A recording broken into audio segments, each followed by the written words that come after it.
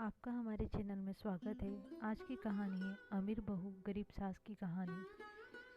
अगर आपको ये कहानी पसंद आए तो हमारे चैनल को लाइक और सब्सक्राइब जरूर कीजिएगा ताकि ऐसी कहानी हम और लाएं। तो आइए शुरू करते हैं। मोहन अपनी माँ सावित्री के साथ एक गांव में रहता था। मोहन के पिता का देहांत हो चुका था। सावित्री गांव के घरों में काम करने जाती थी। उसी से दोनों की गुजर बसर होती थी। एक दिन मोहन ने अपनी माँ से कहा, माँ तुम इतनी मेहनत करती हो, मुझे बिल्कुल अच्छा नहीं लगता। मैं अपनी पढ़ाई छोड़कर कुछ काम ढूंढ लेता हूँ। यह सुनकर सावित्री रोने लगी। उसने कहा, बेटा कुछ दिनों की बात है, तू पढ़ लिख कर अच्छी नौकरी करने लगेगा तो मुझे काम करने की ज़रूरत नहीं पड़ेगी। फिर मैं तेरी शादी कर दूंगी। बहू के आने पर मुझे आराम ही करना है। तू अपनी पढ़ाई पर ध्यान दे। मोहन माँ को बहुत समझाता है लेकिन सावित्री उसकी बात नहीं मानती। उसे उम्मीद थी कि मोहन पढ़ लिख कर बड़ा आदमी बन जाएगा। इसी तरह कुछ साल बीत गए। मोहन की पढ़ाई पूरी हो गई, उसे नौकरी भी मिल गई। एक दिन मोहन घर आया और उसने अपनी माँ से कहा, माँ अब मैं तुम्हें काम पर जाने की कोई ज़रूरत नहीं है। मेरी बहुत अच्छी नौकरी लग गई है, अब तुम आराम करो। सावित्री उसकी बात मानकर काम छोड़ देती है। कुछ दिन बाद मोहन के लिए एक बड़े घर से रिश्ता आया। सावित्री बहुत खुश हुई। उसने खुशी खुशी मोहन का विवाह कर दिया। वह अपनी बहू को कोई काम करने नहीं देती, सारा काम स्वयं करती। रेखा सारा दिन बैठी रहती। एक दिन मोहन ने अपनी माँ से कहा, माँ तुम रेखा से भी कुछ काम करवाया करो। इस उम्र में तुम काम करती हो और रेखा बैठी रहती है। यह सुनकर रेखा ने कहा, मैंने तो माँ जी से कई बार कहा काम करने के लिए, लेकिन वो खुद से सब करना चाहती है। मोहन के कहने पर रेखा अगले दिन से सावित्री के साथ घर के काम करने लगी।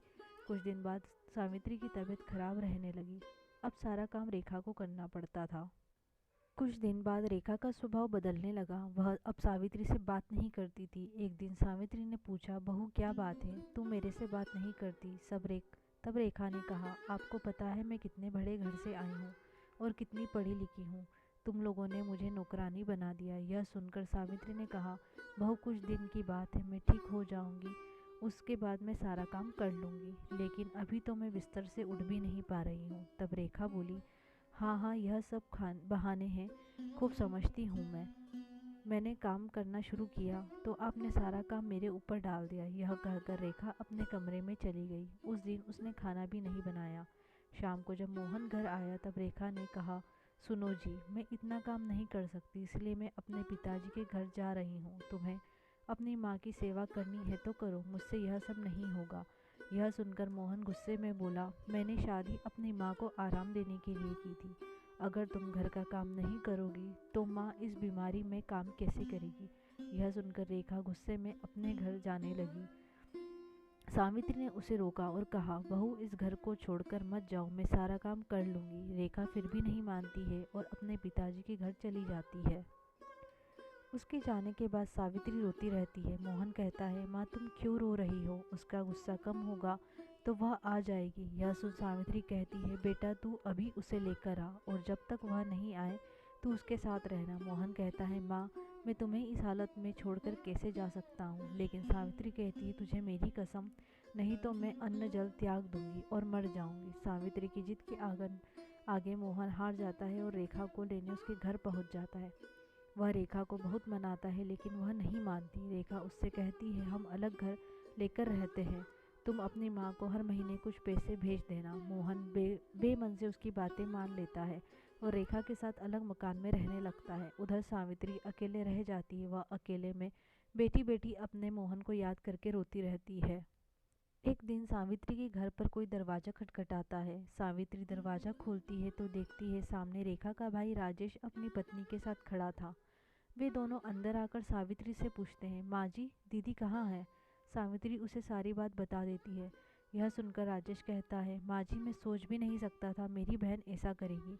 मैं तो अपनी पत्नी के साथ शहर में रहता हूँ, आज दीदी से मिलने का मन हुआ तो यहाँ चला आया, और इतनी बड़ी बात मेरे माता पिता ने भी मुझे नहीं बताई। यह कहकर वह चला जाता है।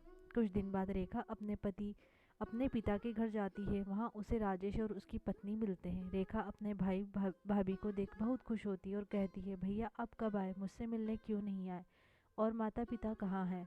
तब राजेश ने कहा, मेरी पत्नी माँ पिताजी के साथ नहीं रहना चाहती है, इसलिए मैंने उन दोनों को घर से निकाल दिया और तू भी अब कभी यहाँ मत आना। यह सुनकर रेखा के होश उड़ जाते और वह रोने लगती है और वह कहती है, भैया आप मुझे इतना प्यार करते थे, अब कैसी बातें कर रहे हो? और इस उम्र में माँ पिताजी कहाँ जाएंगे? आप उनके साथ ऐसा कैसे कर सकते हो? तब राजेश ने कहा, जब तूने अपनी सास के साथ ऐसा कर सकती है तो मैं क्यों नहीं कर सकता? मैं भी तो तेरा भाई हूँ। यह सुनकर रेखा को अपने किए पर बहुत पछतावा होता है और वह भागकर अपने घर पहुँच जाती है और मोहन के पैरों में गिर जाती है। मोहन के पूछने पर वह सारी बात उसे बता देती है और कहती है, मुझे माफ़ कर दो और माँ जी के पास ले चलो, मैं उनसे माफ़ी मांग लूँगी। मेरे किए की सज़ा मेरे माता पिता को भी भुगतनी पड़ रही है, जाने वे किस हाल में होंगे। मोहन रेखा को लेकर अपने घर पहुँच जाता है। घर में घुसते ही रेखा सावित्री के पैरों में गिर जाती है और अपने किए व्यवहार के लिए माफ़ी मांगती है। तभी दूसरे कमरे से राजेश अपनी पत्नी और माता पिता के साथ बाहर आता है। उन्हें देखकर रेखा रोने लगती है। तब राजेश उसे बताता है, उसने माता पिता को छुपा दिया था ताकि तुझे तेरी गलती का एहसास हो सके। राजेश के माता पिता भी सावित्री से माफ़ी मांगते हैं। इस तरह मोहन, रेखा और सावित्री तीनों खुशी खुशी रहने लगते हैं। तो ये थी दोस्तों आज की कहानी। अगर आपको ये कहानी पसंद आई हो तो चैनल को लाइक और सब्सक्राइब जरूर कीजिएगा। Thanks for watching. If you like this video make sure to subscribe for more. Thank you.